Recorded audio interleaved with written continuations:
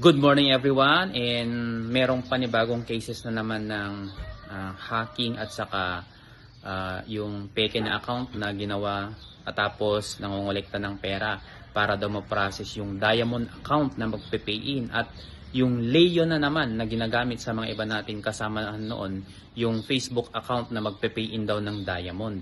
Tapos para ma-process daw yung payment, gumawa sila ng peking account ng coach kagaya ni GM Toots. Kagaya ng nangyari sa akin, ginawa na ako ng peking account. Tapos magpapasend daw ng pera sa PayMaya account nung peking account na yon, peking GM na yon, para daw ma-process yung payment nung Leo na mag-a-avail ng Diamond account. Guys, huwag kayong maniwala sa mga ganun ha. Kung merong mag-message sa inyo, magme-member daw siya, tapos gagawa siya ng biglang may makakausap kayo sa group chat ng mga GMs or coach ninyo. Tapos sasabihin ng coach ninyo na mag-send ka daw ng pera sa kanyang PayMaya account para ma-receive yung payment nung magme-member. Wag na wag nyong gagawin yun guys ha.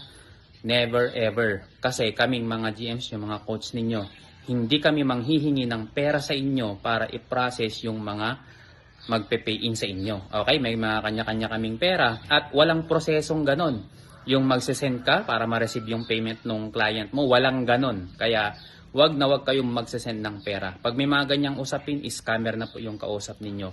And always, i-check nyo yung profile ng mga kausap ninyo. For example, ako, kung friend na kita dati at may usapan na tayo before, tapos may ginawang group chat, ando dun ang Albert Unciano, i-check mo kung yun yung tunay. Paano mo i-check? Punta ka dun sa group chat, i-click mo yung account, tapos view profile.